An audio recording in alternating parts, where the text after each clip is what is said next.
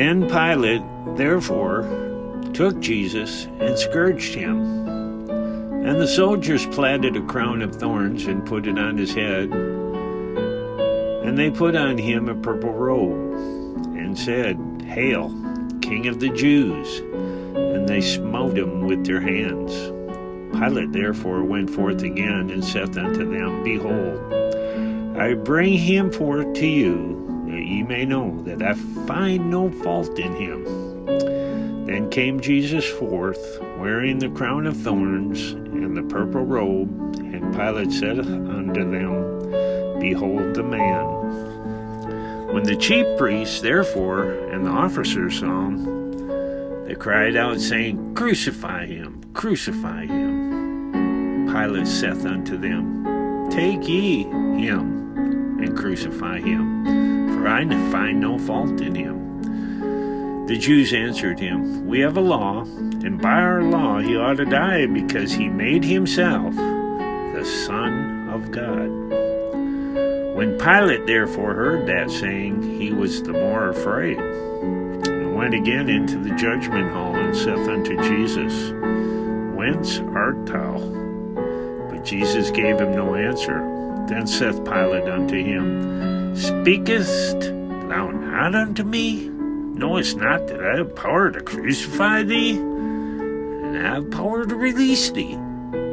Jesus answered, "Thou couldst have no power at all against me, except it were given thee from above. Therefore he that delivered me unto thee hath the greater sin." And from thenceforth Pilate sought to release him. But the Jews cried out, saying, "If thou let this man go, thou art not Caesar's friend. Whosoever maketh himself a king speaketh against Caesar."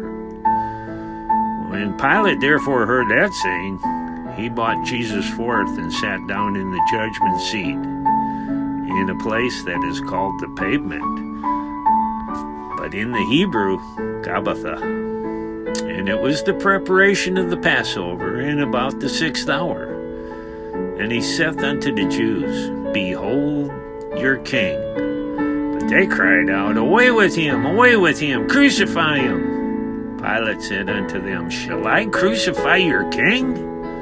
The chief priests answered, "We have no king but Caesar." Then delivered he him therefore unto them to be crucified. And they took Jesus and led him away. And he, bearing his cross, went forth into a place called the place of a skull, which is called in the Hebrew Golgotha, where they crucified him, and two other with him, on either side one, and Jesus in the midst. And Pilate wrote a title, and put it on the cross, and the writing was, "Jesus of Nazareth, the King of the Jews." This title then read many of the Jews, for the place where Jesus was crucified was nigh to the city, and it was written in Hebrew and Greek and Latin. Then said the chief priest of the Jews to Pilate, "Write not the King of the Jews, but that he said, I am King of the Jews." Pilate answered, "What I have written, I have written." Then the soldiers, when they had crucified Jesus, took his garments and made 4 parts, to every soldier a part, and also his coat.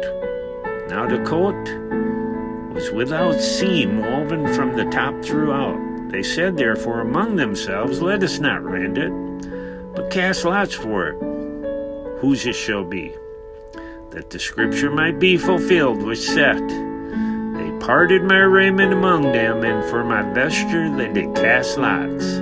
These things therefore the soldiers did. Now there stood by the cross of Jesus his mother, and his mother's sister, Mary, the wife of Cleophas, and Mary Magdalene.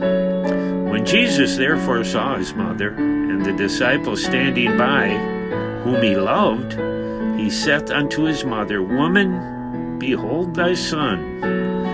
Then saith he to the disciple, Behold thy mother. And from that hour that disciple took her unto his own home. After this, Jesus, knowing that all things were now accomplished, that the scripture might be fulfilled, saith, I thirst.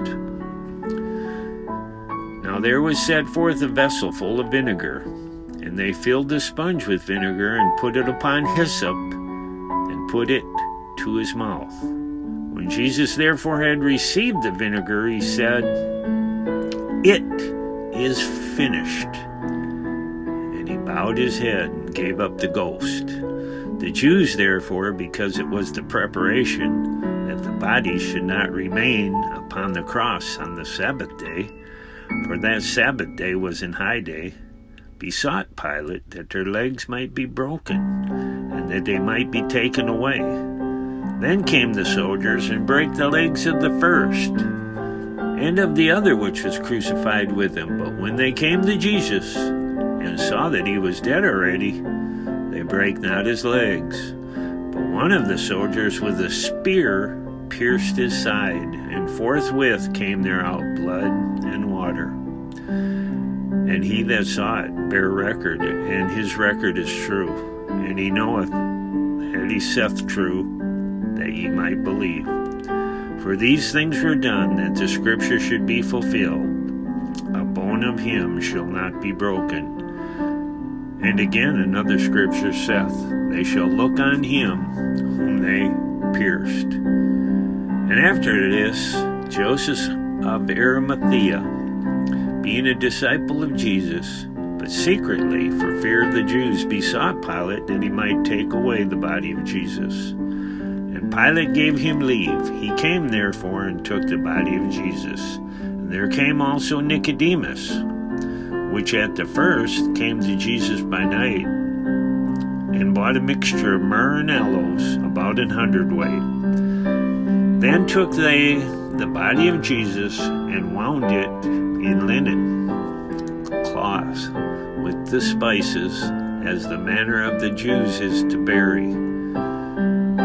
Now in the place where he is crucified there was a garden, and in the garden a new sepulchre, wherein was never man laid. There laid they Jesus, therefore, because of the Jews' preparation day, for the sepulchre was nigh at hand.